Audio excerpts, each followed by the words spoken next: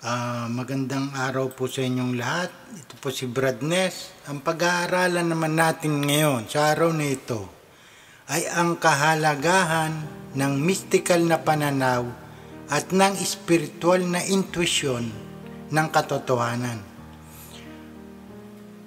Ang kahalagahan ng mystical na pananaw, ito ay yung paghahanap upang matuklasan ang universal na kaalaman. Ito ay isang kamangha-manghang paglalakbay. Sisimulan na natin ang paglalakbay na ito sa pamamagitan ng pag-aaral ng sagradong aklat na ito. Ito ang sinasabi ng Ebanghelyo ni Tomas, ang saliwikain ng ating Panginoong Hesus na naitala sa pamamagitan ng Tomas na tinatawag na Didymos. Sino mang nakakaalam ng lihim na kahulugan ng mga katotohanan ay mabubuhay magpakailanman sa dagat ng walang hangganan at hindi makakaranas ng kamatayan. Ang sino mang naghahanap ay nararapat magpatuloy sa paghahanap hanggang sa kanyang makita, at kapag nakita niya, siya ay maguguluhan sa pagmumuni-muni ng katotohanan. Ngunit kapag siya ay lumampas sa panahon ng kaguluhan, siya ay mamamangha sa kaliwanagan ng ilaw, dahil ang daan ng katotohanan ay ang landas sa walang hanggang Diyos, at ang kahalagahan ng magandang pangitain ay ang pagpiga ng kaluluwa. Ang taong nagnanais na pumailang lang sa lahat ng mga bagay ay dapat bumaba sa ibaba ng lahat ng mga bagay, dahil ang landas sa kaitaasan ay dumaan sa kailaliman ng dalamhati na lumilikha ng mga apoy ng buhay. Ang taong nagdusa at nakatakbo ng buhay na pinagpala. Kung sinasabi mo na ang tinitira ng Diyos ay nasa langit, ang mga ibon man ay dumating doon bago ka. Kung sinasabi mo na ang tinitira ng Diyos ay nasa dagat, ang mga isda ay dumating doon bago ka. Maunawaan mo na ang kaharian ng langit ay parehong nasa loob mo at nasa labas mo, at malalaman mo na kung alin man ang nasa labas ay yun din ang nasa loob. Kapag iyong nakita ang ilaw sa loob ng iyong sarili, malalaman mo na ikaw ay kilala na. Sa panahong iyon, malalaman mo na ikaw ay anak ng buhay na magulang, at ang iyong tadhana ay maging katulad nila. Ang taong hindi nakakakilala sa kanyang sarili ay dukha sa espiritu, dahil siya ay ang sarili niyang kahirapan.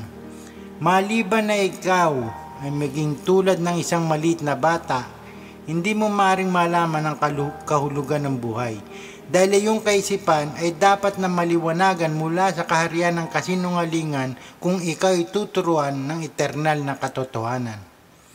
Nakita ni Jesus ang mga sanggol na pinasususo. Sinabi niya sa kanyang mga disipulo, ang mga sanggol na pinasususo ay katulad ng mga taong pumasok sa kaharian. Sila ay nagtanong sa kanya, kung gayon, dapat ba kaming pumasok sa kaharian bilang sanggol? Sinabi ni Jesus sa kanila, kapag nagawa mong dalawa ang isa, at kapag nagawa mo ang nasa loob na tulad ng nasa labas, at ang nasa labas na tulad ng nasa loob, at kung ano ang nasa itaas, tulad ng nasa ibaba, kapag nagawa mo ang lalaki at ang babae na iisa at parehong bagay, para ang lalaki ay hindi na lalaki at ang babae ay hindi na babae, at kapag nagawa mo na ang mata ay palitan ng mata at ang kamay ay palitan ng kamay, at isang paa upang palitan ng isang paa, at isang larawan upang palitan ng isang larawan, sa oras na yon, nakakapasok ka sa kaharian.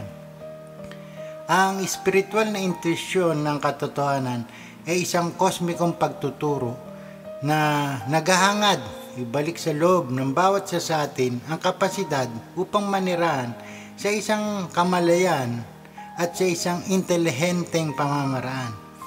Ibabahagi natin ang mga dibinong karunungan. Mayroon lamang isang mabuti, ito ang kaalaman, at isang kasamaan, ito ang kamangmangan. Alam mo ba na mayroong isang nakatagong kaalaman na inspirasyon ng lahat ng mahuhusay na reliyon sa daigdig. Itong superior na kaalaman na nagbibigay daan sa atin upang sagutin ang mga katanungan na naging mahirap upang sagutin. Sino ako? Saan ako nanggaling?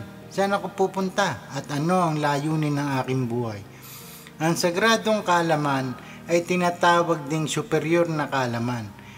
Gayunman, ito ay malinaw, hindi natin tinatawag na ordinaryong forma ng kaalaman. Ang espiritual na intuisyon ng katotohanan ay tumutukoy sa isang superior at transcendental na karunungan para sa sangkatauhan. Ang espiritual na intuisyon ng katotohanan ay sagrado at superior na kaalaman na maaaring magbigay sa atin ng kasagutan, solusyon at mga regalo na ating kailangan. At ang bawat isa sa atin ay may kaalamang ito na nakatago, nakakubli sa ating loob. Kailangan lang nating matutunan kung paano gamitin ang lampara, metaporikong pangungusap. Tayo ay nabubuhay sa tinatawag na impormasyon o sa panahon ng karunungan. Sagana tayo sa impormasyon tungkol sa lahat ng mga panlabas ng mga bagay. Gayunpaman, meron tayong kakaunting impormasyon o kaalaman tungkol sa ating panloob na konstitusyon. Paano tayo gumagana? Ano nagpapasaya sa atin? Ano nagpapalungkot sa atin? Bakit at paano tayo nagtatagumpay at paano tayo nabibigo kapag tayo ay nabigo? Walang taong hindi nagkaroon ng maling mga idea tungkol sa kanyang sarili. Ang seryosong problema ay hindi tayo nagbibigay ng sapat na atensyon sa ating sarili. Ang espiritual na intuisyon ng katotohanan at ang kahalagaan ng mystical na pananaw ay isang kaalaman na nagbibigay daan sa atin upang matuklasan ang ating sarili sa isang kumpleto at tunay na paraan. Hindi natin tinatanggi na ang intelektual na pag-aaral, ang isang propesyon at kasanayan upang kumita ng pera ay kinakailangan, ngunit ayun ay hindi sapat. Maraming mga kalagayan na ang mga individual na may mahuhusay na bahay, isang mamahaling kotse, may isang mahusay na asawa, magagandang anak, sapat na pera at ganun pa man, sila hindi masaya.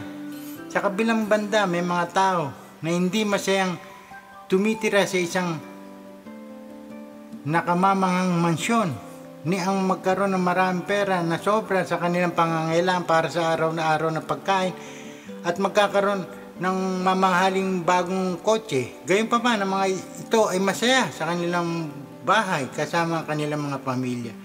Sila ay mahirap ngunit malinis, maayos at payapa rin sa pamumuhay. Kaya hindi pera lang ang maaaring magdala sa atin ng kaligayahan. Kailangan natin ang isang superior na kaalaman, isang kaalaman na nagbibigay daan sa atin upang madagdagan ang nalalaman tungkol sa ating mga sarili. Sa sandaling malaman natin at makilala natin ang ating tunay na sarili, maaari tayong tunay na maging masaya.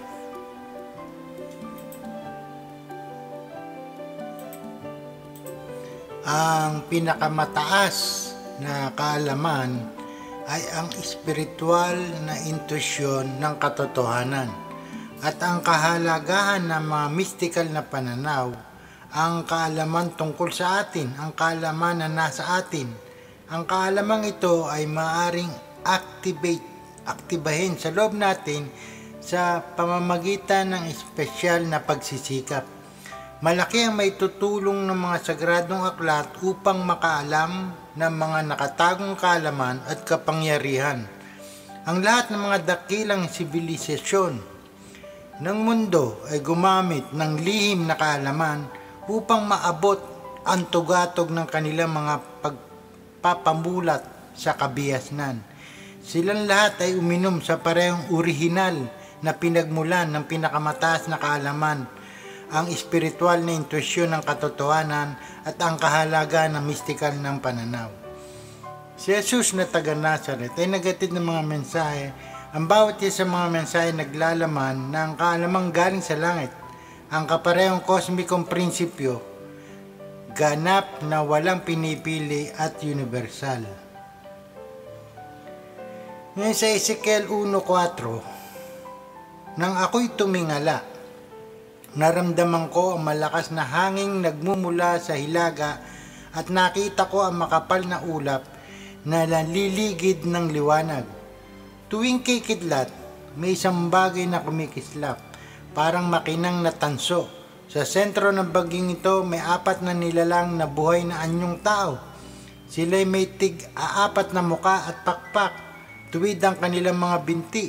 Ang mga paa nila'y parang paa ng guya at tila makinang na tanso. Nasa ilalim ng kanilang mga pakpak ang kanilang mga kamay na parang kamay ng tao. Magkakadikit ang kanilang mga pakpak. Hindi na sila kailangang pumiit saan man nila gusto pumunta sapagkat nakaharap sila kahit saan. Sa harap, mukha silang tao. Sa kanang tagliran, mukhang leon. Sa kaliwa naman ay mukha silang toro at mukhang agila sa likuran. Ang tig-2 nilang pakpak ay nakabukang paitaas at magkaabot ang dulo. Ang tig-2 naman ay makatakip sa kanilang katawan.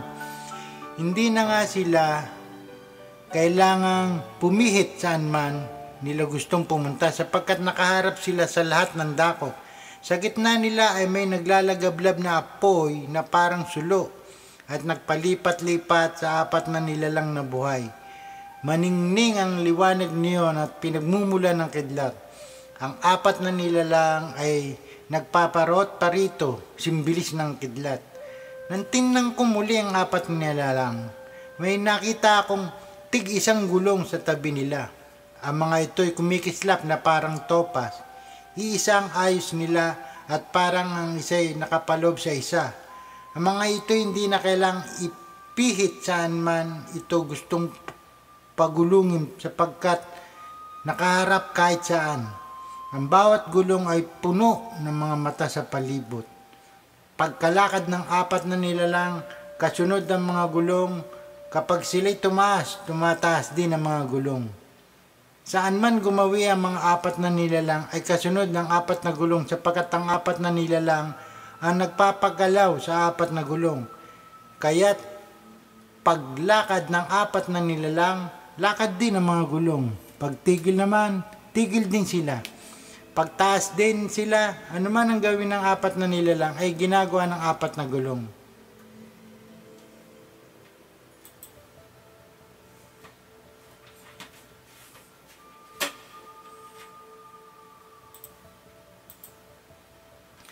Sa ulo na ng 4 na nilalang, naroon ang isang bubungang tila kristal. Sa ilalim nito'y magkakaabot na nakabuka ang tigalawang pakpak ng 4 na nilalang at tigalawang nakatakip sa kanilang katawan. Nang sila'y lumipad, parang lagaslas na malaking baha ang dinig ko sa pagaspas ng kanilang mga pakpak, parang ugong ng tinig ng Diyos na makapangyarihan. Parang ragasa na isang malaking hukbo. Nang sila'y tumigil, ibinaba nila ang kanilang mga pakpak at mula sa ibabaw ng bubungan, narinig ang isang malakas na tinig. Nang tumigil nga ng paglipad ang 4 na nilalang, binayaan nilang nakalaylay ang kanilang mga pakpak. Sa ibabaw ng bubungan, naroon ang tila tronong yari sa sapiro at may nakaupong parang isang tao. Mula sa baywang nito, pataas ay may nagniningning na tila makinis na tanso. Sa ibaba naman ay may nakapalibot na apoy na nakakasilaw, na ang kulay ay parang baghari. Ganyan ang katulad ng kaluwalhatian ng Diyos. Nang makita ko ito'y ako'y nagpatira pa at may narinig akong tinig. Ganyan ang halimbawa ng mga sagradong intuisyon ng katotohanan. Ang katawan ng doktrina na kung saan ating hinahatid ngayon ay revolusyonaryo sa pinakamalawak na kahulugan ng salita. Mga sikretong kaalamang itinuro sa kanyang mga disipulo. Ito ang tutulong sa atin upang malaman kung sino tayo, kung saan tayo nagmula at kung saan tayo papunta. Ito ay naging isang pangunahing hangad ng tao. Sinasabi nga nito, tao, kilalanin mo ang sarili mo at makikilala mo ang universo at ang kapangyarihan ng Diyos. Dumating na ang oras upang galugarin natin ang ating sarili. Simpleng ibuhay ang ating buhay na walang pag-alam sa anumang bagay tungkol sa ating sarili, nang walang pag-alam kung sino tayo, kung saan tayo nagmula, o kung ano ang dahilan ng ating pag-iral ay hindi talagang mahalaga. Kailangan nating hanapin ang mga sagot sa lahat ng mga katanungan at para sa ating kapakanan sa pinakamataas na kaalaman sa espiritual na intuisyon ng katotohanan at sa kahalagaan ng mystical na pananaw ay dapat natin pag-aralan. Ang lihim na agham, ang sikretong doktrina ay pinakamataas na kaalaman ng espiritual na intuisyon ng katotohanan at nasa kahalagahan ng mystical na pananaw. Ito ay universal, eternal at walang hanggang nakatago sa loob ng tao. Ang doktrina ng Panginoong Hesus ay ang pinakamataas na kaalaman, ang espiritual na intuisyon ng katotohanan at kahalagaan ng mystical na pananaw, ang sagradong kaalaman. Ang espiritual na intuisyon ng katotohanan at kahalagaan ng mystical na pananaw ay isang napaka-natural na pagpapaandar ng ating kamalayan.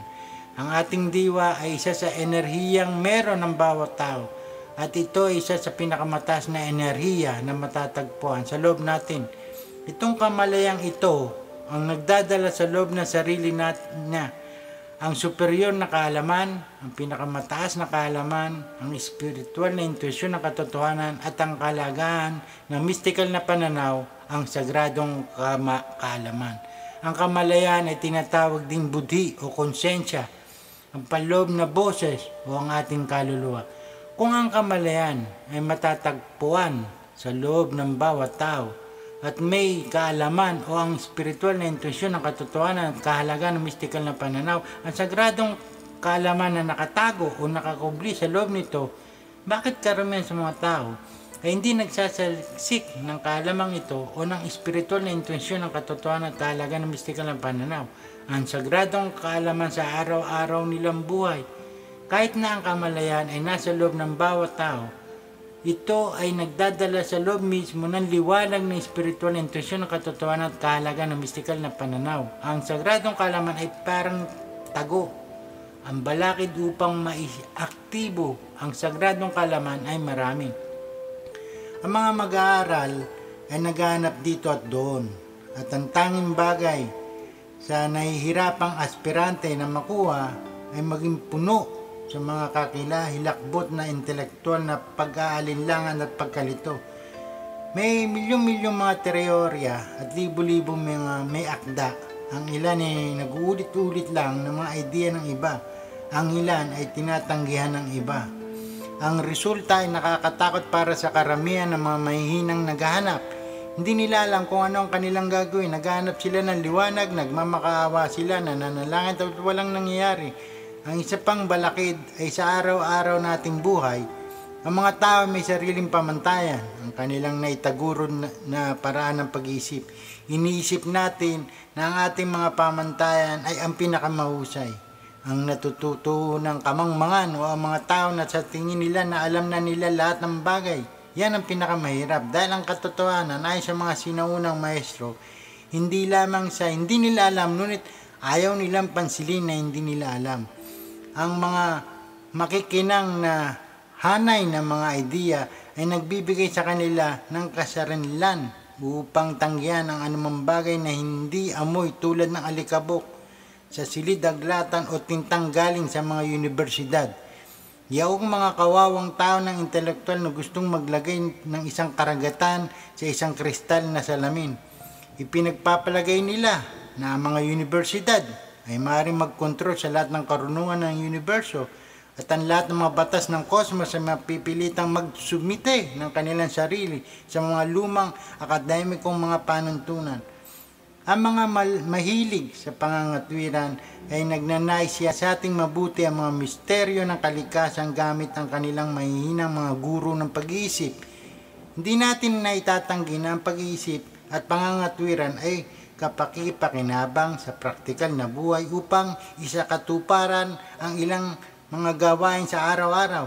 Ngunit ang pag-aanalisa upang pag-aralan at lutasin ang dakilang misteryo ng buhay at kamatayan sa pamamagitan ng pag-isip ay katulad ng pagnanais maobserba ng mga bituin gamit ng mikroskopyo o sa bakterya gamit ang teleskopyo.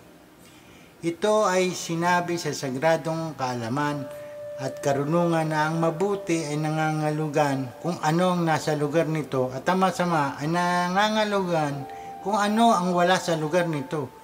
Kumari natin mapagtibay na ang katalinuhan sa loob ng nakapaligid nito ay mabuti. Gayunpaman, ang katalinuhan sa labas ng paligid nito ay nakakapinsala sa atin ng katakot-takot. Sapagkat sa makatwid, kailangan natin i-eksperimento, patotohanan ng konsepto ng ating sarili na nakatago sa loob natin.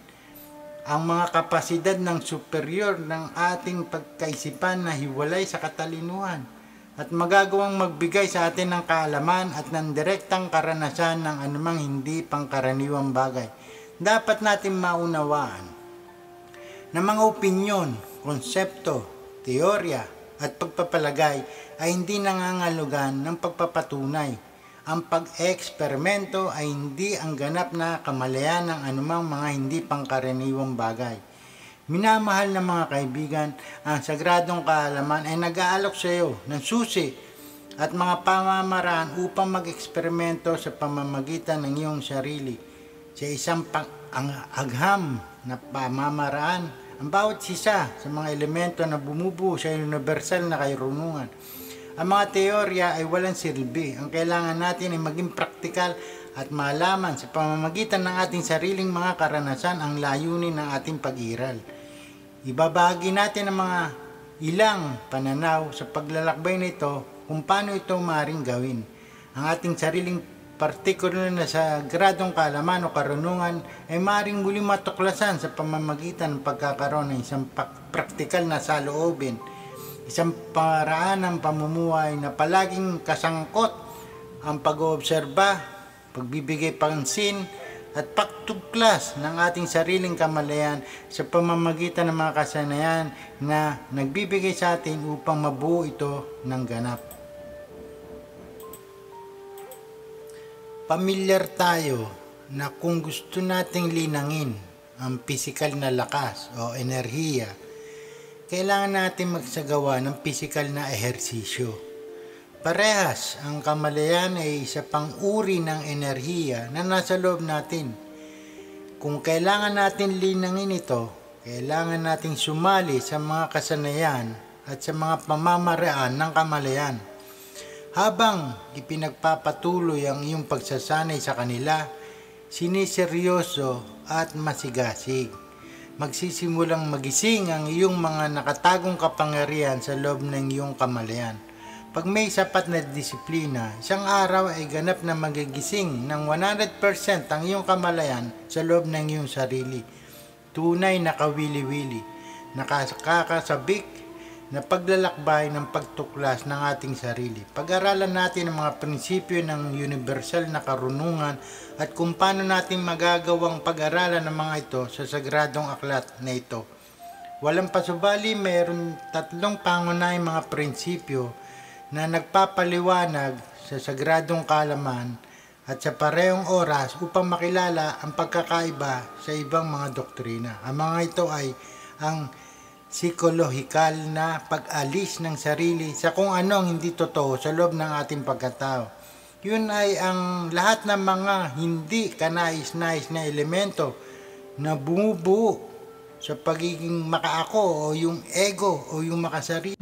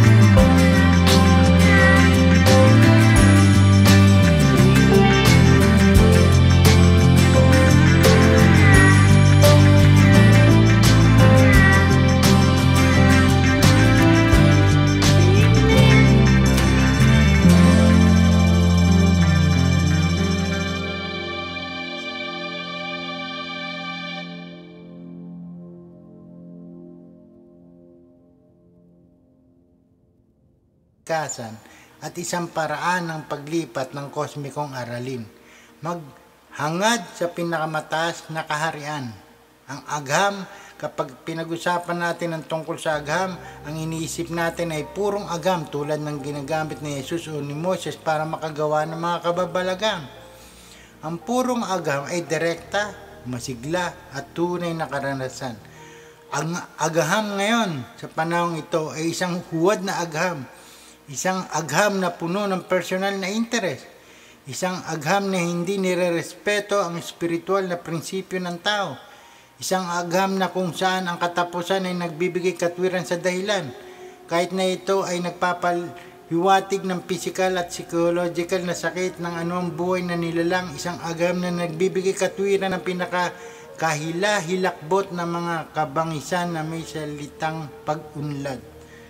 Ang agham ay nangangahulugan ng kaalaman at ang tunay na agham ay ang palagyan sumasang-ayon na may kapansin-pansin na katibayan. Ang mga siyentipikong pananaliksik ay patuloy na nagbubukas ng mga hiwaga at misteryo sa ating universo. Kawili-wili at may isang aklat na inaasahang marami sa mga katotohanan na pang-agham. Ang aklat na iyon ay ang Biblia. Ngayon sa Isaiah 40, walang katulad ng Diyos. Sa 12, sino ang makakasukat ng tubig sa dagat sa pamamagitan ng kanyang kamay? Sino ang makakasukat ng lawak ng kalangitan? Sino makapaglalagay ng lahat ng lupa sa isang sisidlan? Sino kaya ang makapagtitimbang sa mga bundok at burol? Sino ang makapagsasabi ng dapat gawin ng Diyos? May makapagtuturo ba makakapagpayo sa kanya? Sino ang kanyang pwedeng sanggunian para maliwanagan? Sinong nagturo sa kanya ng landas ng katarungan? Sinong nagkaloob sa kanya ng kaalaman at ng paraan upang makaunawa? Sa harap ng Diyos, ang mga bansa ay walang kabuluhan. Tulad lang sila na isang patak ng tubig sa isang sisidlan at ang mga pulo ay parang alikabok lamang ang timbang. Hindi sapat na panggatong ang lahat ng kahoy sa Lebanon. Kulang panghandog ang lahat ng hayop sa gubat roon. Sa kanyang harapan ay walang halaga ang lahat ng bansa. Saan ninyo ihahambing ang Diyos? At kanino ninyo siya itutulan? Siya ba'y maihambing sa mga imaeng ginawa ng tao na binalutan ng ginto at ipinatong sa pilak? Hindi ba ninyo nalalaman? Wala bang nagbalita sa inyo noon kung paano nagsimulang likayin ang sanlibutan? Ang lumikha nito ay ang Diyos na nakaupo sa kanyang trono. Doon sa kalangitan, mula roon tingin sa tayo parang mga langgam. Ang langit ay iniladlad niyang tulad ng kortina, tulad ng toldang upang matirhan. Inalis niya ang mga pinuno sa kapangyarihan at ginagawang walang kabuluhan. Tulad nila'y mga halamang walang ugat, bagong tanim at natutuyo agad, at tila dayaming tinatangay ng hangin. Kanino ninyo ihahambing ang banal ng Diyos? Meron ba siyang katulad? Tumingala kayo sa langit. Sino ba lumikha ng mga bituin? Sino ba ang sa kanila'y nagpapakilos? At sino ba nagbigay ng kanilang pangalan? Dahil sa kanyang kadakilang kapangyarihan, walang nawala sa kanila, kahit isa man. Dito naman sa Job 26:1 hanggang 14, inihayag ni Job ang kapangyarihan ng Diyos. Tubungon naman si Job, malaking tulong ka sa akin na isang mahina. Sa palagay mo'y sumasaklolo ka sa akin na taong kawawa. Ang walang nalalaman ay yung tinuturuan at ang tao bang hangal ay binibigyan ng karunungan. Sino kayang makikinig sa sinasabi mo at sino bang espiritu ang nag-udyok na sabi nito? Ang sagot ni Bildad, sa takot ay nanginginig maging ang kalaliman, gayon din itong dagat ang do'y naniniran. Ang daigdig ng mga patay, lantad sa mata ng Diyos, sa paningin niya ay walang maigukubing lubos. Ang kalawakan sa ilaga ay kanyang inilagay. Binitin niya ang daigdig sa gitna ng kawalan. Ang tubig ay iniipon sa bulumbon ng mga ulap at pinipigil niya ito kahit na anong bigat. Ang buwang kabilugan sa ulap ay kanyang tinatakpan. Pinag-iwalay niya ang liwanag at kadiliman. Ng bilog na guhit sa ibabaw ng karagatan. mga haligi nitong langit ay nanginginig sa takot, nauuga, nayayanig kapag sinaway ng Diyos. Sa kanyang kapangyarihan, pinatatahimik niya ang dagat. Ang kanyang karunungan, pinupuksa niya ang dambuhalang siraba. Sa pamamagitan ng hininga niya, ang langit ay umaaliwalas. Pinuksa ng kamay niya ang dambuhalang tumatakas. Maliliit na bahagi lang ito ng kanyang kapangyarihan na hindi pa rin natin lubos na unawan. Sino kaya ang tatarok sa kanyang tunay na kadakilaan? Dito naman sa Roma 1, mga kasalanan ng sangkatauhan. Nahayag mula sa langit ang puot ng Diyos laban sa lahat ng kalapastanganan at kasamaan ng mga taong dahil mismo sa kanilang kasamaan ay hinahadlangan ang katotohanan, sapagkat ang maring malaman tungkol sa Diyos ay maliwanag dahil yon ay pinapahayag sa kanila ng Diyos. Mula pa nang lilikain ng Diyos ang sanlibutan ng kanyang likas na hindi nakikita, ang kanyang kapangyarihang walang hanggan at ang kanyang pagka-Diyos ay maliwanag na naihayag ng kanyang mga gawa. Kaya't wala na silang maidadahilan pa. Kahit na alam nilang may Diyos, sila hindi nila pinararangalan bilang Diyos, ni pinasasalamatan man lang. Sa halip, naghahaka-haka sila ng mga bagay na walang kabuluhan, kaya't nagdilim ang hangal nilang pag-iisip. Sila'y nagmamarunong, dumilitaw, sila'y mga hangal.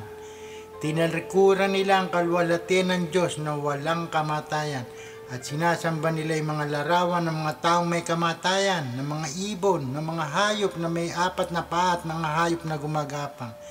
Kaya't hinayaan na sila ng Diyos sa kanilang maruruming pagnanasa hanggang sa hindi na nila mapigil ang paggawa ng kahalayan sa isa't isa. Ang katotohanan tungkol sa Diyos ay tinalikuran at pinalitan nila ng kasinungalingan. Sinamba nila at pinaglingkuran ng mga nilikha sa halip na ang lumika na siyang dapat papurihan magpakailanman. Amen. Dahil dito'y hinayaan sila ng Diyos na mahalay na pagnanasa, ayaw na makipagtalik ng babae sa lalaki at sa halip ay sa kapwa babae sila nakikipag-ugnayan. Ganon din ang mga lalaki, ayaw na nila makipagtalik sa mga babae at sa kanilang kapwa lalaki sila na humaling. Ginawa nila mga kasukulam-sukulam na bagay kaya sila paparusahan ng nararapat sa kanilang masasamang gawa. Dahil ayaw nilang kilalanin ng Diyos, hinayaan sila ng Diyos sa masasamang pag-iisip at sa mga gawaing kasukulam-sukulam. Naging alipin sila ng lahat ng uri ng kasamaan, kabuktutan, kasakiman, masasamang isip, pagkainggit, pagpatay, pagtatalo, pandaraya at masasamang hangarin.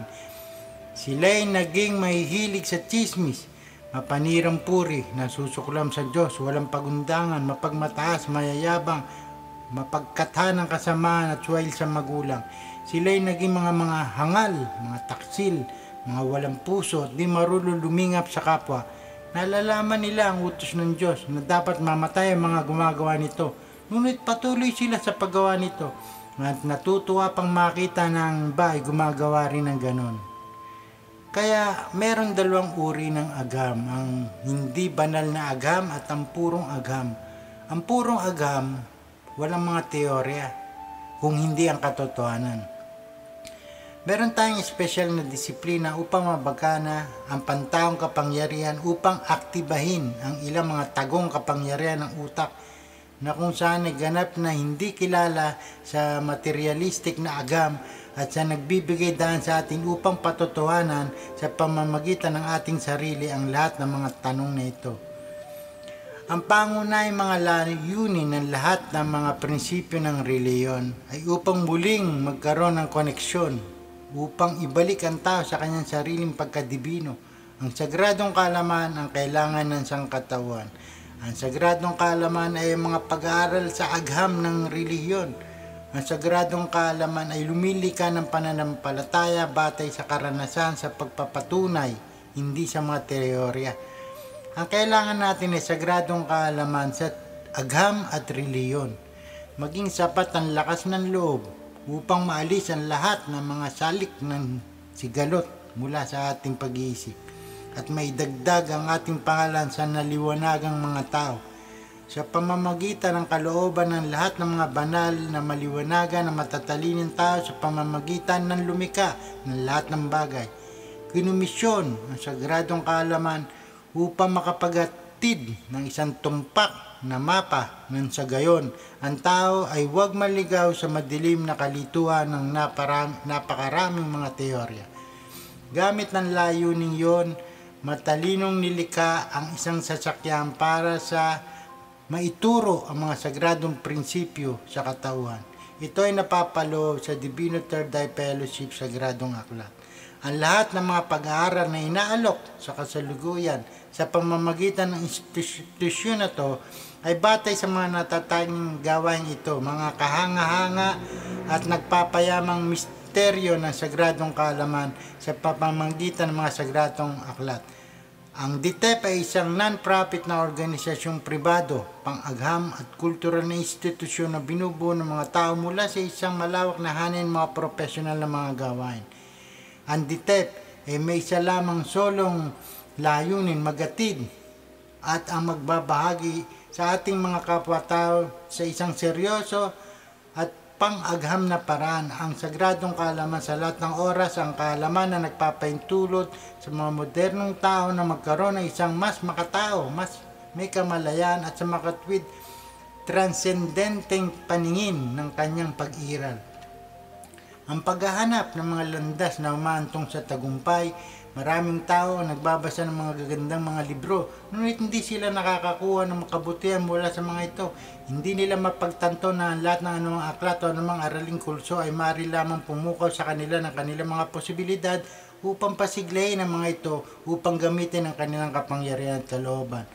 Maaari mong turuan ang isang tao mula ngayon hanggang sa araw ng pagwawakas. Ngunit ang taong yon ay matututo lamang kung ano ang natutunan ng kanyang sarili. Maaari mong ihatid siya sa inuman ng tubig, ngunit hindi mo siya maaaring piliting uminom ng tubig. Hanapin ang mabuti sa lahat ng tao at sa lahat ng bagay dahil may mabuti sa lahat ng bagay. Hinihikayat natin ang isang tao sa pamamagitan ng pagtingin sa kanyang magagandang katangian at tulungan natin ang ating sarili sa pamamagitan ng pagtingin para sa kanila. Makukuha natin ang kanilang mahusay na ninanais, isang pinakamahalagang bagay. Bumabalik ang anumang binigay natin. Ang oras ay dumarating kapag ang karamihan sa atin ay nangangailangan ng lakas at pag-asa. Kapag kailangan nating maitaas, kapag bumuo ng ugali ng pagkikayat sa iba, at mahanap mo ang isang kahangahangang gamot na pampalakas para sa pareho mga hinihikayat at ang iyong sarili dahil makababalik ka upang magbigay ng pag-asa. Nagbibigay pag-asa, pasiglahin ang ating saloobin. Ang buhay ay nagbibigay sa atin ng pagkakataon upang mapabuti. Subalit kung gagawin natin ito o hindi ay nakasalalay sa kung paano tayo mabubuhay, sa kung ano ang inaasahan sa atin. Ang unang araw ng bawat buwan, ang isang tao ay dapat umupo at suriin ang progresong nagawa niya. Kung hindi siya nakarating sa inaasahan niyang dapat niyang matuklasan, ang dahilan at sa pamamagitan ng dagdag na pagpapunyagi, sukatin kung hanggang saan pa ang kailangang gawin. Sa bawat oras na tayo ay nahuhuli sa kung ano ang binabalak nating gawin, mawawala ang halaga para sa oras na iyon at pumapanaw na magpakailanman. Maaari tayong makahanap ng dahilan para sa paggawa nito, ngunit karamihan sa mga pagdadahilan ay mahinang pamalit para sa aksyon. Karamihan sa mga bagay ay posible. Maaaring para sa atin ay isang mahirap na gawain. Ngunit ang mga mas mahirap na gawain ay may mas malaking gantimpala. Ang mahihirap na mga bagay ang talagang bumubuo sa atin. Anumang bagay na nangangailangan lamang ng isang maliit na pagsisikap ay gumagamit ng napakakaunting mga kakayahan at magbubunga ng isang kakarampot na ani ng pagtatagumpay. Kaya huwag umurong mula sa isang mahirap na gawain. Para may isagawa ang isa sa mga ito ay madalas na magdadala sa atin ng higit pang mahusay kaysa sa isang dosenang higit na kakaunting pagwawagi. Ang taong nakahandang magbayad ng presyo ay maaaring magtagumpay. Ang presyo ay hindi pera, ngunit ang pagsisikap. Ang unang mahalagang kalidad para sa tagumpay ay ang pagnanais gawin ng isang bagay. Ang susunod na bagay ay upang malaman kung paano ito gawin. Susunod na magdadala ito sa pagpatutupad. Ang taong pinakamahusay na nakakagawa upang makamit ang anumang bagay ay ang isang taong may malawak na pag-iisip. Ang taong nakakuha ng kaalaman na maaaring ito ay totoo, maging dayuhan sa partikular na kasong ito, ngunit ito ay mahalaga sa lahat ng sitwasyon. Kaya ang taong gustong maging matagumpay ay dapat na liberal. Dapat niyang makuha ang lahat ng mga kaalaman na maaari niyang makuha. Siya ay dapat na may alam hindi lamang sa isang bagay na sa kanyang pagkatao, ngunit sa lahat, sa bawat bahagi nito. Ang ganitong mga tao nagkakamit ng tagumpay. Ang lihim ng tagumpay ay ang subukan lagi na mapabuti ang iyong sarili, hindi mahalaga kung nasaan ka o kung ano ang iyong posisyon ngayon. Alamin ang lahat ng kayang matutunan. Huwag tingnan kung gaano kaliit ang maaari mong magawa, ngunit kung gaano kalaki ang maaari mong gawin.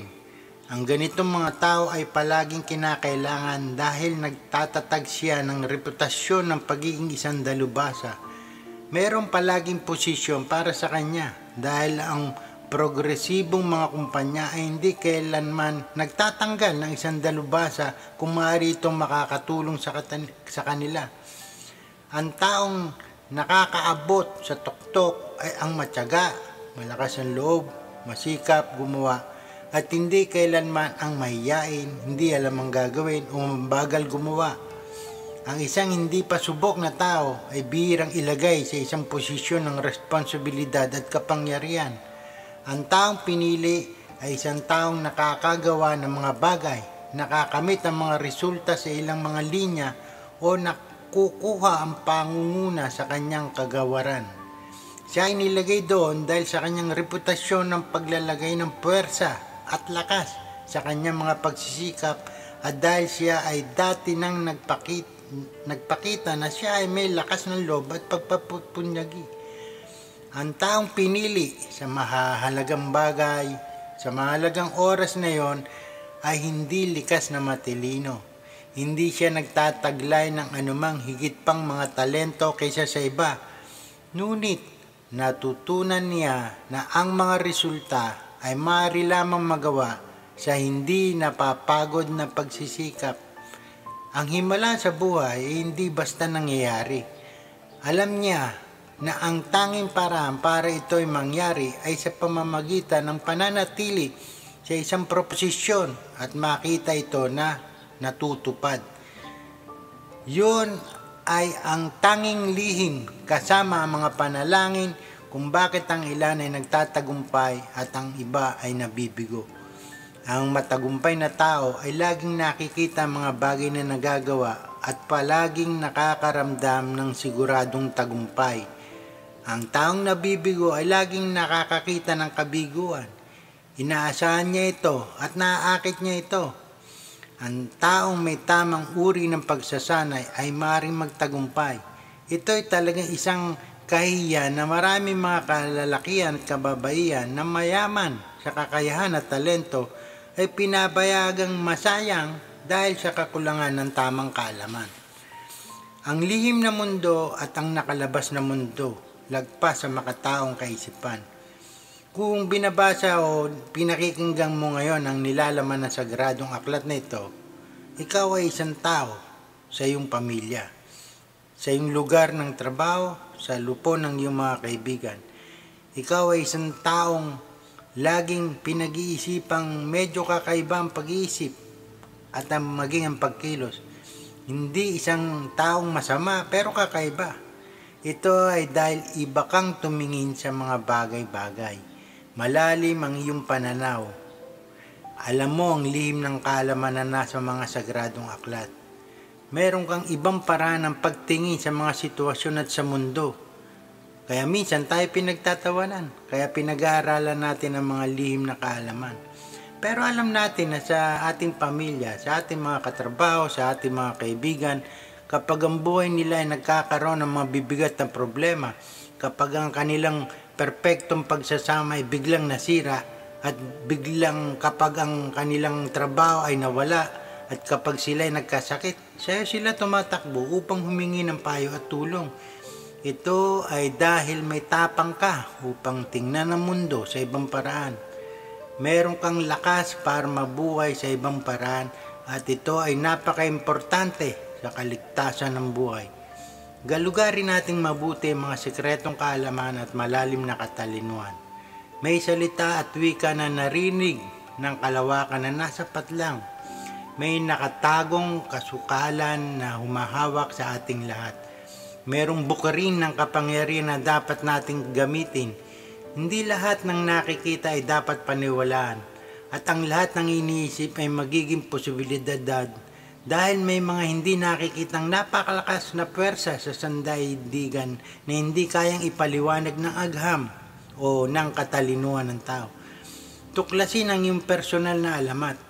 Ito ang mga pangarap mong nais makamit. Yan ang mahalaga mong obligasyon.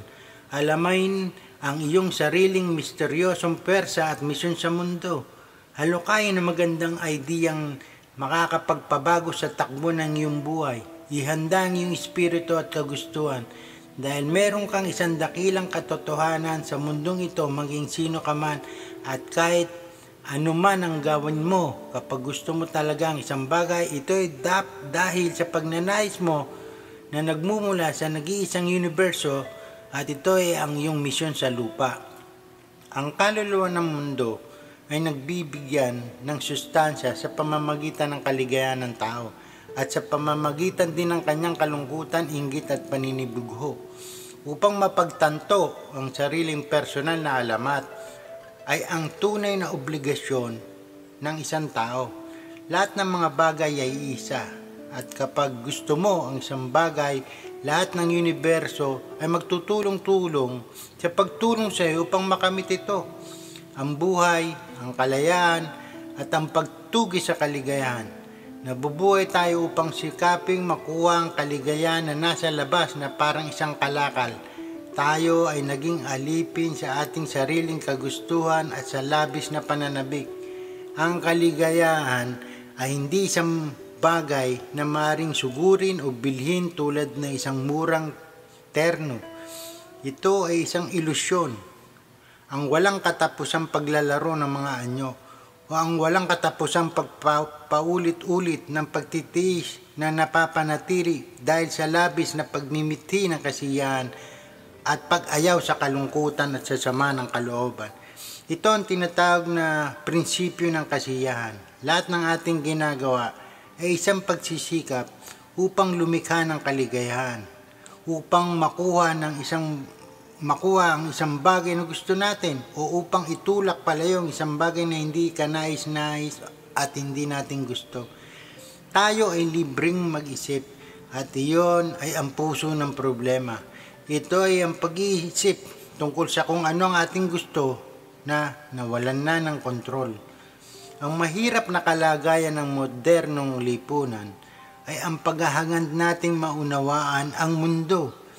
Hindi sa tuntunin ng arkaiko na sa panloob na kamalayan, ngunit sa pamamagitan ng pagbibilang at baguhin kung ano ang mahiwatigan natin sa panlabas ng mundo sa pamamagitan ng paggamit ng agham na paraan at pag-iisip. Ang pag-iisip ay humahantong sa higit pang mga pag-iisip at higit pang mga tanong. Hinahanap natin na matuklasan ang pinakaloob na puwersa na lumikha ng mundo at gabayan ito sa kanyang daraanan. Ngunit, inaakala natin na ang pinaka-esensya ay nasa labas ng ating sarili. Hindi bilang isang buhay na bagay na tunay nating sariling kalikasan. Kaya nasasabing ang isang taong tumitingin sa labas ay nananaginip at ang isang taong tumitingin sa loob ay gising. Hindi mali sa pagnanais na maging gising upang maging masaya. Ang mali ay ang hanapin ng kaligayahan sa labas kahit maaari lamang itong matagpuan sa loob. Higit kailanman sa kasaysayan ng tao ay nagkakaroon ng napakaraming pag-iisip at higit kailanman ay nagkakaroon ng maraming kaguluhan sa ating mundo. Maaaring sa bawat oras na tayo naghahanap ng solusyon sa isang problema, nakakalika tayo ng dalawa pang problema. Ano ang kabutihan ng lahat ng pag-iisip kung ito ay hindi umahantong sa mas higit na kaligayahan? Mas masaya ba tayo? Mas nagagalak pa tayo bilang resulta ng lahat ng mga pag-iisip na ito? O tayo ay nahihiwalay na inaalis sa ating mas malalim at mas makabuluhang karanasan sa buhay? Ang pag-iisip, ang pagkilos at paggawa ay dapat na nagdadala sa balanse sa ating pagkakalika. Tayo ay taong nilika upang mabuhay, hindi taong ginawa upang mag-isip at gumawa ng gumawa. Dahil mas mataas ang dahilan kaya tayo nilika. Gusto natin ng sabay ang pagbabago at katatagan. Ang ating pagkakalika ay napuputol sa spiral ng buhay. Ang batas ng pagbabago sapagkat ang ating nag-iisip na kaisipan ang naghihimok sa ating patungo sa pagiging matatag, seguridad at katahimikan ng ating kahulugan. Sa pamamagitan ng nagkakasamang pagkabighani, pinanunod natin ang mga patayan, tsunamis, lindol at tigman. Patuloy natin sinusubukang masakop ang ating kaisipan. Pinupuno ng mga impormasyon, mga palabas sa telebisyon, nagpapanood ng mga aparatong nalika ng kaisipan. Mga laro sa computer, cellphones, mga palaisipan, text messaging, lahat na ng posibleng walang kwentang bagay. Hinahayaan natin mahipnotismo tayo sa walang katapusang daloy ng mga bagong imahe, bagong impormasyon, mga bagong paraan upang tuksuhin at mapatahimik ang pakiramdam. Sa mga oras ng katahimikan, para sa panloob na pagmumuni-muni o meditasyon sa ating mga puso, ay maaaring masabi sa atin na meron pang higit sa buhay kaysa sa ating kasalukuyang realidad na tayo ay nakatira sa mundo ng gutom na espiritu. Walang katapusang paghahangad at hindi kailanman nasisiyahan. Nakagawa tayo ng isang unos ng datos na lumilipad sa buong planeta upang pangasiwaan ang higit pang mga pag-iisip. Marami pang mga idea tungkol sa kung paano ayusin ang mundo upang ayusin mga problema na umiira lamang dahil ito'y nilikha ng kaisipan. Ang pag-iisip ang lumikha ng malaking kaguluhan sa ngayon.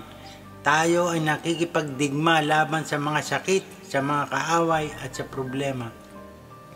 Ang kabalintunaan ay kung ano ang ating nilalabanan, siya ring naninindigan. Kapag mas lalong nilalabanan ng isang bagay, mas lalo itong lumalakas. Tulad ng ipag-ehersisyo ng kalamnan, ang pinaka bagay na gustong mong maalis. Kaya kung gayon, ano ang kahalili ng pag-iisip? Kaya ka nag-exercise para maalis ang taba mo, pero hindi mo maalis. Ano naman ang ipapalit mo sa pag-iisip? Ano ang iba pa na mekanismo na maaaring gamitin ng tao upang umiral sa mundong ito, habang ang ibang kultura sa mga nakaraang siglo ay nakatutok sa pagtuklas ng pisikal sa pamamagitan ng paggamit ng kaisipan at analisis. Ang mga sinaunang kultura sa gradong karunungan ay nakabuo ng pantay-pantay na sopistikadong teknolohiya para tuklasin ang panloob na espasyo.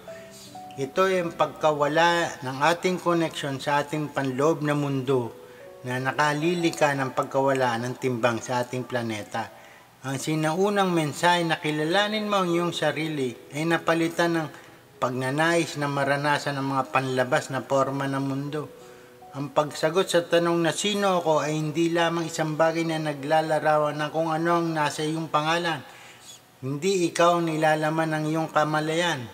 Ikaw ay hindi lamang ang iyong koleksyon ng mga kaisipan o mga ideya, dahil sa likod ng mga kaisipan ay ang isa sa saksi ng kaisipan. Ang mensaheng kilalanin mo ang iyong sarili ay isang hindi masasagot na buktong. Sa paglaon, ang kaisipan ay mapapagod sa pagsubok, hanapin ang kasagutan tulad na isang asong humahabol sa sarili niyang buntot. Ang pagkakakilanlan ng pagkamakasarili lamang ang gusto makahanap ng kasagutan ng layunin. Ang katotohanan ng kung sino ka ay nangangailangan ng kasagutan dahil ang lahat ng mga katanungan ay nilikha sa pamamagitan ng makasariling kaisipan.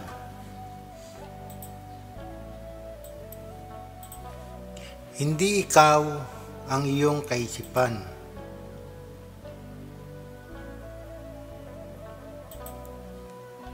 Ang katotohanan ay namamalagi hindi sa higit pang mga sagot, ngunit sa mas kakaunting mga katanungan.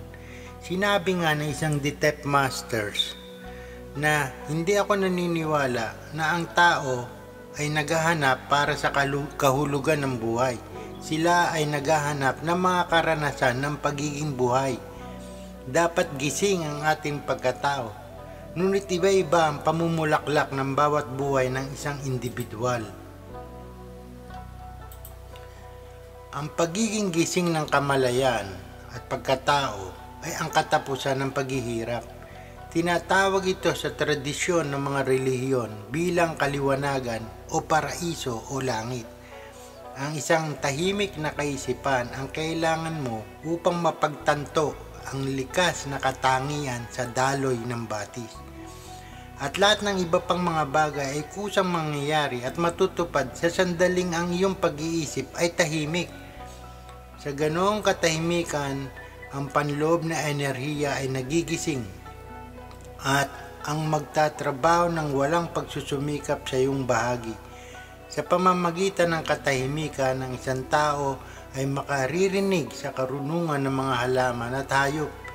Ang katahimikan ay bumubulong sa mga pangarap at mababatid natin ang banayad na mekanismo na kung saan ang mga pangarap ay dumarating sa materyal na forma. Ang ganitong uri ng pamumuhay tinatawag na paggawa ng hindi gumagawa. Ang gitnang daanan bilang daan na humahantong sa kaliwanagan, meditasyon. Ang gitna sa pagitan ng dalawang sukdulan, pati na ang daan ng kagandahan. Hindi masyadong maraming pagsisikap, ngunit hindi masyadong maliit ang pagsisikap. Yin-yang ang perpektong balanse, ilusyon na hindi natin nararanasan at nararamdaman ang kapaligiran sa halip isang pagtudla sa mga ito ng nilikang mga kaisipan. Ang paniniwala sa isang panlabas na mundo ay independyente sa tinatanggap na paksa ay napakahalaga sa agam. Ngunit ang ating pandama lamang ang magbibigay sa atin ng impormasyon na hindi tuwiran. Ang ating paniniwala tungkol sa ginagawa sa isip na pisikal na mundo ay palaging sinasala sa pamamagitan ng ating pandama. Sa makatwid ay laging hindi kompleto. May isang patla ng pagyanig na pinagsasadaligan ng lahat ng ating pandama. Ang chakras at ang pandama ay tulad ng isang pansala sa isang patuloy na panginginig ng pagyanig. Ang lahat ng mga bagay sa universo ay pagyanig, ngunit sa iba't ibang mga tuling at sa mga iba't ibang frekwensya. Ang kaisipan ay tinuturing na isang pandama. Ang kaisipan ay patuloy na nakakatanggap ng sensasyon na nararanasan ng ating katawan. Lumilitaw mga ito mula sa parehong pinagmulan ng panginig. Ang pag-iisip ay isa lamang na kasangkapan, isa sa 6 na pandama. Ngunit dapat tayong tumaas sa naturang mas mataas na katayuan na kinikilala ng ating sarili ng walang pag-iisip. Ang katotohanan na hindi natin kinikilala ang pag-iisip bilang isa sa 6 na pandama ay napakamakabuluhan. Na itubog ang ating kaisipan sa pagsusubok at ipinapaliwanag na ang kaisipan ay isang pandama tulad ng pagsasabi sa isda ng tungkol sa tubig. Tubig? Anong tubig? Tanong ng isda. Hindi niya makikita ito eh. Hindi sa kung saan ang mata ay maaaring makakita, ngunit na kung saan ang mata ay maaaring makita.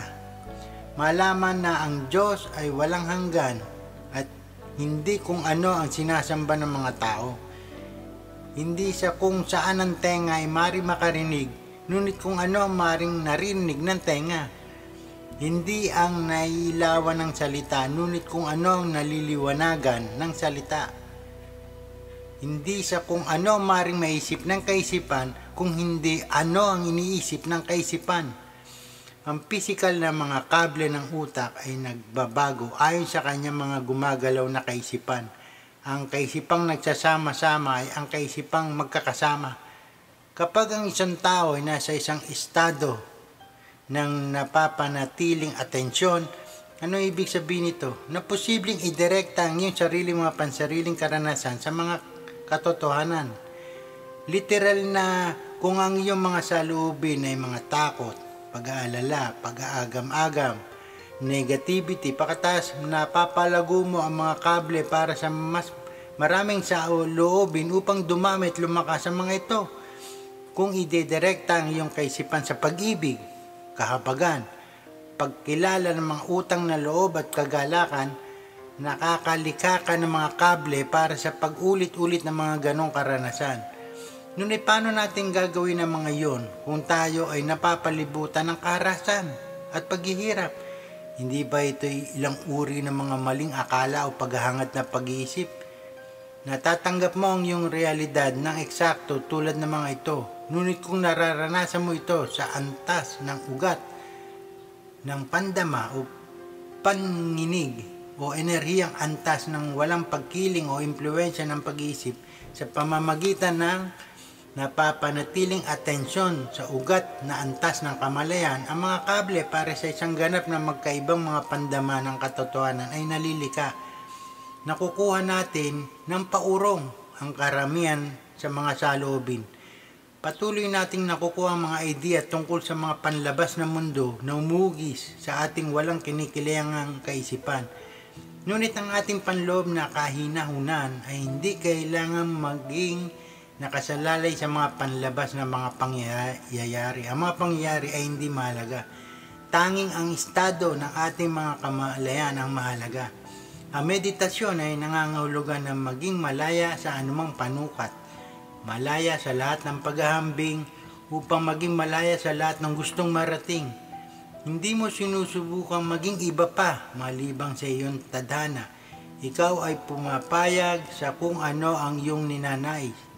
Ang paraan upang mapangibabawan ang paghihirap ng mga pisikal na kaharian ay ang lubos na pagyakap rito upang sabihin pinapayagan ito.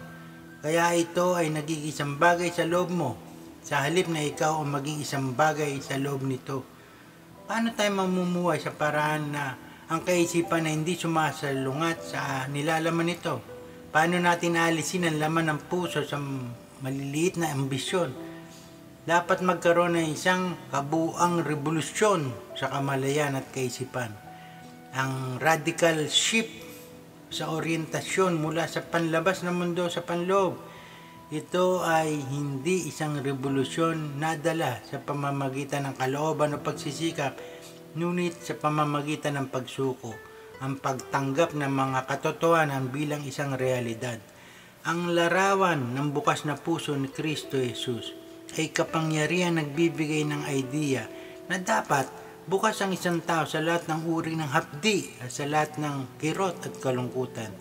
Dapat matutong tumanggap ng kalahatan upang manatiling bukas sa gitna ng pinagmulang ebolusyon. Hindi ito nangangahulugang maging Kristo ang iyong pamumuhay na puro sakripisyo at paghihirap sapagkat isa lamang nagandog ng buhay para sa sangkatauhan. Hindi mo kailangang maghanap ng mga sakit, kirot at kalungkutan. Ngunit kapag ang mga ito dumating, nagsiguradong dumarating, matuto kang tanggapin ang katotohanan kung ano ito sa halip na naghahangad na isa pang katotohanan. Buksan mo ang iyong puso.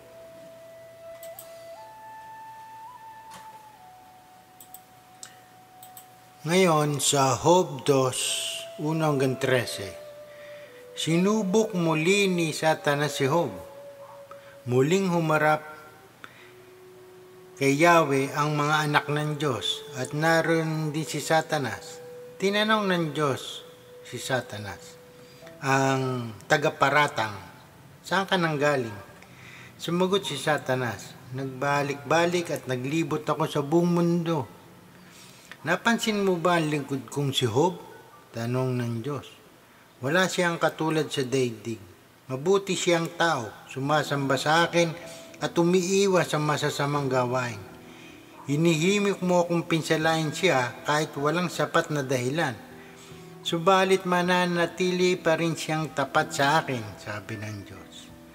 Sumagot si Satanas, kahit anong bagay ay bibigay ng tao, wag lamang siyang mamatay. Subukin ninyong saktan ang kanyang katawan at sigurado kong susumpain niya kayo ng harap-harapan. Sinabi ng Diyos, kung gayon, gawin mo ang gusto mong gawin sa kanya, wag mo lamang siyang papatayin. Kaya umalis si Satanas sa harapan ng Diyos at tinadtad ng nagnanaknak na sugat ang buo nitong katawan mula ulo hanggang talampakan. Naupo si Job sa tabi ng basurahan at kinamot niya ang isang pirasong basag na palayok ang kanyang mga sugat. Sinabi ng kanyang asawa, mananatili ka pa bang matwid? Sumpain mo ang Diyos at nang mamatay ka na. Ang sagot ni Job, hindi mo naiintindihan ang iyong sinasabi. Pagpapala lang ba ang tatanggapin mo sa Diyos? Hindi ba natin tatanggapin kung bigyan niya tayo ng pagdurusa? Sa kabila ng kanyang paghihirap, hindi nagsalita si Job ng laban sa Diyos. Ang mga sinaunang espiritual na tao ay naniniwala na sa pamamagitan ng puso natin malalaman ang mga tunay na katotohanan. Ang puso ay may sariling katalinuhan na namumukod tangi tulad ng ginagawa ng ating utak. Ang sinaunang espiritual ng mga tao ay naniniwala na ang puso, hindi ang utak, ang pinagmula ng karunungan ng tao. Ang puso ay tinuturing na sentro ng kaluluwa at ng mga personalidad. Sa pamamagitan ng puso, nakikipag-usap ang mga banal na nagbibigay sa mas mataas na sinaunang taong espiritual na malaman ang kanilang tunay na landas. Ito ay nangangahulugan ng pagtimbang sa mga puso. Itinuturing na isang mahusay na bagay na mamatay ng may magaan na puso. Nangangahulugang nabuhay tayo ng maayos at may pag-ibig. Isang universal na yugto sa karanasan ng isang tao, ang isang proseso ng paggising sa gitna ng karanasan na ang ating sariling enerhiya ay enerhiya ng sandaigdigan. Kapag pinayagan mo ang iyong sarili na maramdaman ang pag-ibig at pagmamahal upang maging isang pag-ibig at pagmamahal, kapag ikinonekta mo ang iyong panloob na mundo at pagkatao, gamit ang mga panlabas na mundo at pagkatao, ang lahat ay iisa. Paano ba bumubukas ang puso? Sinasabing ang Diyos ay nananahan sa atin. Sa unang Korinto 3, hindi ba ninyo alam na kayo templo ng Diyos at naninirahan sa inyo ang kanyang espiritu? Paparasahan ng Diyos ang sino mang magwasak ng templo niya, sapagkat banal ang templo ng Diyos, at kayo ang templong yan. Sa Roma 8, 1-39, pamumuhay ayon sa espiritu. Kaya nga, hindi nahahatulang mapurasuhan ang mga taong nakikipagkaisa kay Kristo Jesus. Wala na ako sa kapangyarihan ng kasalanan at kamatayan sapagkat pinalaya na ako ng kapangyarihan ng Espiritong nagbibigay buhay sa pamamagitan ni Kristo Jesus. Ginawa ng Diyos ang hindi kayang gawin ng kautusan dahil sa likas na kahinaan ng tao. Isinugo niya ang kanyang sariling anak sa anyo ng taong makasalanan upang pawiin ang kasalanan. Sa gayon, inatulan na niya ang kasalanang umaalipin sa tao. Ginawa ito ng Diyos upang ang panuntunan ng kautusan ay matupad na sa atin na namumuhay ayon sa Espiritu at hindi ayon sa hilig ng laman. Ang mga namumuhay ayon sa hilig ng laman ay walang pinahahalagahan kundi mga bagay na ukol sa laman. Ngunit ang mga namumuhay ayon sa Espiritu ay nagpapahalaga sa mga bagay na espiritual. Ang pagsunod sa hilig ng laman ay naghahatid sa kamatayan, ngunit ang pagsunod sa Espiritu ay nagdudulot ng buhay at kapayapaan. Kaya nga, kapag sinusunod ng tao mga hilig ng laman, siya ay nagiging kaaway ng Diyos sapagkat hindi niya sinusunod ang batas ng Diyos at talaga namang hindi niya kayang sundin ito.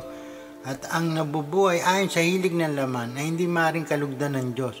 Ngunit hindi na kayo namumuhay ayon sa laman, kundi ayon sa Espiritu. Sa katunayan, nananatili sa inyo ang Espiritu ng Diyos. Kung wala sa isang tao ang Espiritu ni Kristo, hindi kay Kristo ang taong iyon. Ngunit dahil nananahan sa inyo si Kristo, mamamatay man ang iyong mga katawan dahil sa kasalanan, ang Espiritu naman ninyo ay buhay sapagkat itinuring na kayong matuwid ng Diyos. Kung nananahan sa inyo ang Espiritu ng Diyos na siyang muling bumuhay kay Yesu Kristo, siya ang muling bubuhay sa inyong mga katawang mamamatay sa pamamagitan din ng Espiritong nananahan sa inyo. Mga kapatid, hindi na tayo alipin ng likas na hilig ng laman, kaya hindi na tayo dapat mamuhay ayon sa katawang makalaman.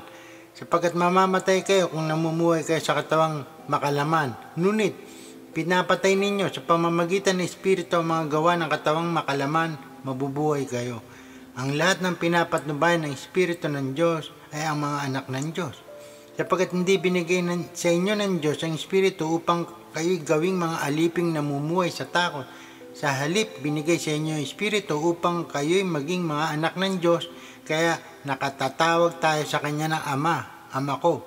Ang Espiritu ang nagpapatao, kasama ang ating Espiritu, na tayo'y mga anak ng Diyos. At ang yamang mga anak ng Diyos, tayo'y mga tagapagmana ng Diyos at kasamang tagapagmana ni Kristo. Sapagkat kung tayo'y kasama niya sa pagtitiis, tayo makakasama niya sa kanyang kaluwalhatian. Ang kaluwalhatian siya sa atin. Para sa atin, ang mga pagtitiis sa kasulukuyan ay hindi maihambing sa kaluwalhatian mahayag sa ating balang araw. Sapagkat nananabik ang sansinilika na inihayag ng Diyos ang kanyang anak. Nabigo ang sansinilika hindi dahil sa kagustuhan nito, kundi dahil itinulit yun ng Diyos. Gayunpaman, nagbigay rin siya ng pag-asa na ang lahat ng nilikha ay pinalaya ng Diyos upang hindi na ito mabulok at upang makabahagi ito sa maluwalhating kalayaan ng mga anak ng Diyos. Alam natin hanggang ngayon, dumaraing ang isang nilikha dahil sa matinding hirap na tulad ng isang nanganganak. At dahil lamang ito, kundi tayong mga tumanggap na ng Espiritu bilang unang kaloob ng Diyos ay dumaraing din habang hinihintay natin ang pagpapayag ng ating pagiging mga anak ng Diyos at ang paglaya ng ating mga katawan. Naligtas tayo dahil sa pag-asang ito, ngunit hindi yung matatawag na pag-asa kung nakikita na natin ang ating inaasahan, sapagkat sinong tao ang aasa pa kung ito'y nakikita na niya. Ngunit kung umaasa tayo sa hindi nakikita, hintay natin iyon ng buong tiyaga. Ngayon din naman, tinutulungan tayo ng Espiritu sa ating kahinaan. Hindi tayo marunong manalangin ng wasto, kaya't ang Espiritu ang dumaraing para sa atin sa parang di natin kayang sambitin. At ang Diyos na siyang nakakasaliksik sa puso ng tao, ang siyang nakakaalam kung ano ang kalooban ng Espiritu sapagkat ang Espiritu ang namamagitan para sa hinirang ayon sa kalooban ng Diyos. Alam nating sa lahat ng bagay ay gumagawa ang Diyos para sa ikabubuti ng mga nagmamahal sa Kanya. Sila mga tinawag ayon sa Kanyang layunin sapagkat sa mulat mula pa alam na ng Diyos kung sino magiging Kanya at ang mga ito'y pinili Niya upang maging tulad ng Kanyang anak. Sa gayon, ang anak ang naging panganay sa lahat ng maraming magkakapatid.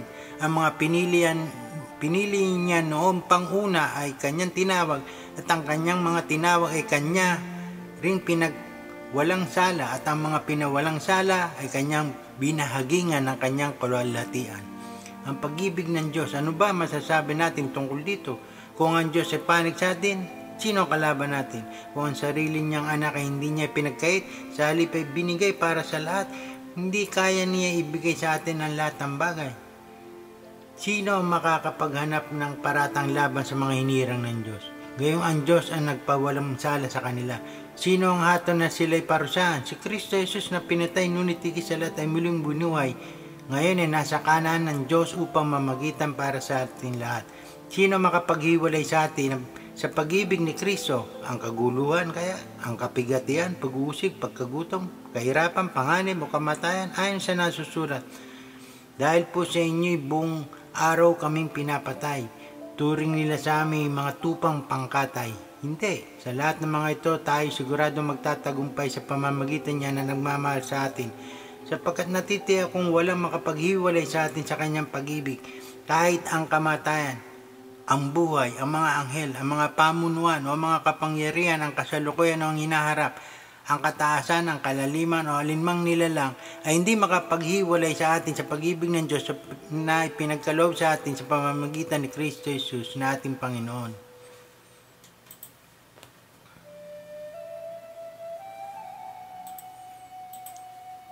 Sinasabing ang Diyos ay nananahan sa iyo. At hindi mo na kailangang gumawa ng kahit ano upang maging mapagtando na ang Diyos o makilala ang Diyos. Ito ay ang iyong tunay at natural na estado. Alisin ang lahat ng mga paghahanap, buksan ang iyong pansin sa kalooban at isakripisyo ang iyong kaisipan sa iyong sarili. Banaagin sa iyong puso ang iyong pag-iral. Dahil ito ang iyong sariling nabubuhay na karanasan. Ang sariling pagtatanong ay ang isa sa direktang at agarang paraan. Kapag nagmeditasyon at nag-obserba ng may sensasyon sa kalooban, ang iyong panloob na buhay, ikaw ay nag-obserba ng pagbabago. Ito ang pwersa ng pagbabago na pumapailan lang at lumilipas habang ang enerhiya ay nagbabagong anyo. Ito ang antas na kung saan ang isang tao ay muunlad o naliliwanagan. Ito ang antas na kung saan ang isa ay nakakakuha ng kakayahang umangkop sa bawat sandali upang patuloy na makalipat sa pagbabago sa daloy ng pangyayari, sa kalungkutan at kasiyahan sa lubos na kaligayahan. Lahat ng tao ay nag-iisip ng pagbabago sa mundo, ngunit kakaunti ang taong nag-iisip ng pagbabago sa kanyang sarili. Ang pinakamahalagang katangian para sa kaligtasan ng buhay ng mga nilikha ay hindi ang lakas o katalinuhan, ngunit sa kanyang pang-angkop sa pagbabago. Lahat ng bagay lumilitaw, lumilipas at nagbabago. Patuloy na nagbabago. Ang paghihirap ay umiiral dahil kumukonekta tayo sa isang bahagi ng ating pagkatao. Kung may pangunawa sa ganitong kaalaman, magiging lubos ang kaligayahan sa kalooban. Buksan ang iyong puso. Dapat mong buksan ang iyong sarili sa pagbabago upang mabuhay sa mundo. Sumayaw sa Kanya, makipag-ugnay sa Kanya, mabuhay ng ganap na pag-ibig. Ngunit malaman na ito ay nagbabago at sa huli ang lahat ng mga forma ay matutunaw at babaguhin. Ang lubos na kaligayahan ay ang enerhiya na tumugon sa katahimikan. Nagmumula ito sa pag-aalis ng laman ng lahat ng nilalaman ng kamalayan. Ang nilalaman ng mga lubos na kaligayahan ay enerhiyang ipinanganak ng katahimikan. Ito ang kamalayan. Ang isang bagong kamalayan ng puso, ang isang kamalayan na konektado sa lahat ng bagay. Ngayon, ang pag-aaralan naman natin ay mga espiritu, mga klase at paano nagpaparamdam. Ano nga ba ang espiritu? Mga espiritu, mga entities, o enerhiya na gumagalaw sa paligid natin, ngunit nasa ibang dimensyon. Sila ay nasa tabi lang natin at maging sa lahat ng lugar ay nagko-coexist sa atin. Ang mga espiritu ay nakakadaan lagpas-lagpasan kahit sa tubig, bato, kahoy, hangin, apoy at lupa. Gumagalaw sila sa bilis ng liwanag, sa sound at maging sa isip lamang. Maaaring din sila makita sa iba't ibang lugar, sabay-sabay o simultaneous. Napakaraming klase ng mga espiritu. At marami silang level. Ang mga espiritu at ang bawat isa ay magkakaiba ang kakayahan, katalinuhan at moralidad. Naririto ang ilan sa mga klase ng espiritu. Ito marahil ay popular sa ating kaalaman. Ang divine spirit. Ito yung mga anghel, mga ascended masters tulad ng mga santo, mga banal na espiritu, divine guides. Narating na nila ang level ng kapurihan o kabanalan na hindi nararating ng pangkaraniwan. Ito ang mga espiritong tumutulong sa evolusyon natin bilang tao. Ang mga earthbound spirits, ito yung mga espiritu ng mga taong namayapa na. Ito yung mga tinatawag nating mga nagiging multo at karaniwan nating nakikita kahit saan. Meron ding nature spirits. Ito yung nasa kagubatan, pugad ng mga fairies o engkantada, kapre, tikbalan, duwende o elves o mga mutya. Katulad natin mga tao, meron din silang mga pamilya, kinaugalian, sosyalidad at kabahayan. Meron din silang reason of existence. Ang pinagkaiba lang natin na hindi natin sila makita, ngunit tayo ay nakikita nila. May option sila kung gusto nilang magpakita sa atin o hindi. May mga porter guys, ito yung mga espiritong mapaglaro. Kaya nilang magpagalaw ng mga bagay, gumawa ng ingay, mag-iwan ng imprint sa mga dingding o mga sahig. Ngunit hindi sila makikita, ngunit ang mga manifestation lamang ang makikita. Sa psychology, ang isang porter guys activity ay inililink nila sa enerhiya ng mga taong magulo ang mga pag-iisip, mga taong matitindi ang mga emosyon na kaya magpagalaw ng mga bagay o mga tinatawag na hindi sinasadyang telekinesis. May mga sini na fire maker o carry na nagpapakita sa ganitong klaseng tao. Meron ding evil spirit. Ito yung mga espiritong salbay at masama ang hangarin sa tao. Sila ang umudyot sa tao upang mapagsamantala, ganid, duwapang, makamundo, gumagawa ng krimen at maging mapamusok. Ang mga espiritong ito ay siyang humihila sa mga tao palayo sa katotohanan at sa Diyos. Nariyan ang mga incubus o succubus na mahilig makipag-check sa mga tao. Paano natin mararamdaman o may experience sa mga espiritu? Sense of sight.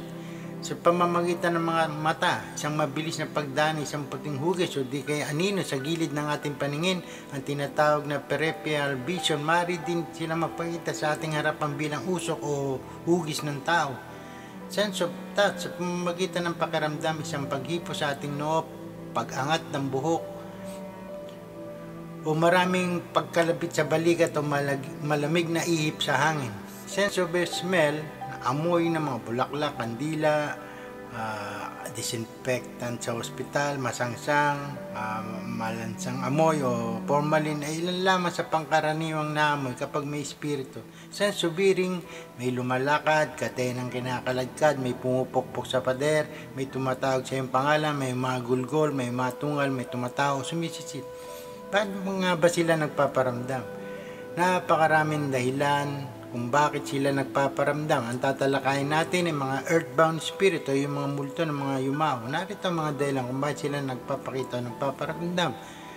Unang-una, maaaring hindi nila alam na patay na sila. Ito ang pangkaraniwang mga namamatay sa mga sakuna, biglang nabangongot o inatake sa puso. Paulit-ulit silang bumabalik sa mga pinangyarihan ng sakuna o sa ospital o bahay kung saan ang huling kamalayan nila ay nandun. Pangalawa, may tinatawag na unfinished business o yung mga tatapusin pang mga trabaho, may mga mensahe pang gustong iparating o may mga mana pang gustong ipagbilin. Pangatlo, mayroong mga espiritong malakas ang attachment sa mga tao pero material na bagay. Maaaring bumalik ang isang espiritu kapag hindi matahimik sa kinalalagyan ng isang mahal sa buhay o matinding pangungulila sa isang minamahal. Katulad ng isang sundalo nung nakaraang digma na kung saan may mga kayamanang naibaw, madalas may nakikitang animoy Japanese strangler na parang nagbabantay sa isang yunggi o balon. Kailan ba na dapat magkaroon ng spirit cleansing sa iyong bahay o opisina? Kapag madalas na nagkakasakit ang mga tao, nagiging mainitin ang mga ulo at nagiging negatibo ang pananaw sa buhay.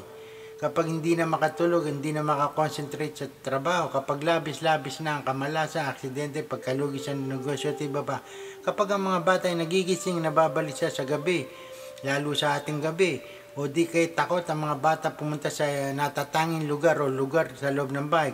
Kapag naging tamang ang mga trabaho palaging mabigat na nararamdaman na hindi maintindihan, maaari din may nararamdamang malamig o mainit sa ilang bahagi ng opisina o bahay kasabay nito ang paglaki ng ulo, pagtaas ng buhok.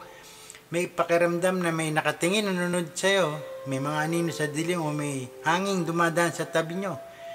May nawawalang mga damit at bigla na lang nakakakita ng mga lugar na di inaasahan.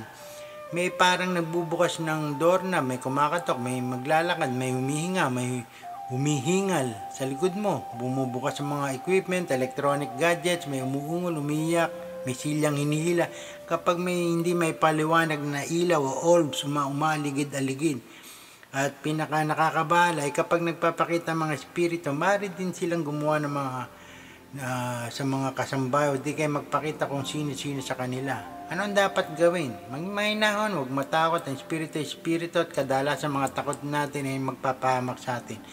Magdasal, mag-aaral ng sagradong aklat, patibay ng pananampalataya, pagdasal mo sila, matutunan ang mga orasyon. Kung matapang ka, maaari mong tanungin kung anong kailangan nila. Gamitin ang third eye, ang third ear, ang second mind, ang second nose. O di kayo tumawag ng pare o pastor o masters o ma'am na magpapapindisyon. Kung wala pa din, magpa-spirit cleansing sa credible na eksperto. Napakarami dyan na manghuhula, nangangas, maging isang eksperto sa mga espiritu, at sa bandang huli, sila din ang naapektuhan. Hindi porket marunong manghula ay pwede na. Tumakbo sa isang spirit expert na may track record at nag-aaral tungkol sa mga espiritu. Ano ay spiritual cleansing? Ay isang pamamaraan na ginagamit upang mapali sa may saayos ang mga espiritong nanggugulo sa isang lugar. Maraming method ang spirit cleansing. Gamitin ang mga kaalaman sa mga sagradong aklat. Ngayon, bahagi rin ang maraming orasyon na nakatago sa aklat na ito, ang mga tungkol sa Sator, kapangyarihan ng magneto, ang tubig, pangalan ng Diyos na Isinasator, Santissima Trinidad, ng paraan ng panggagamot ng may mahika upang yumabong ang lupang tigang. Hundreds ang mga orasyon dito na nakatago, ang Sator Coronado, sa mga pambakod na krus, mga pangalan ng Diyos sa proteksyon at nagpapalagas ng kaugnayan sa Diyos, mga panawag sa Sator, panalangin sa Sator Coronados, kasaysayan ng Sator, mga tenet opera, ang pilam, paghiling sa mga mabubuting bagay, pagpapaandar ng orasyon. Ay nandito rin sa aklat na ito ang 25 pangalan ng Diyos na nakapaloob sa Sator, at mga dasal sa anghel, pangalan ng anghel na tinatawagan sa isip, at ang libo pang mga sikretong orasyon na magagamit ninyo. Mag-message lang kayo sa akin, sa Bradness, para mabigay sa inyo ang iba't ibang klase ng orasyon at may paliwanag kung ano-ano ba mga orasyon na to, ano tamang paggamit, paano ginagamit, paano binubuhay. At dito po natatapos ang ating bibigay bahagi tungkol sa Sagradong Aklat 42 na sana po ay makatulong sa inyo, at hinihintay po namin ang inyong pagsangguni. Maraming pong salamat.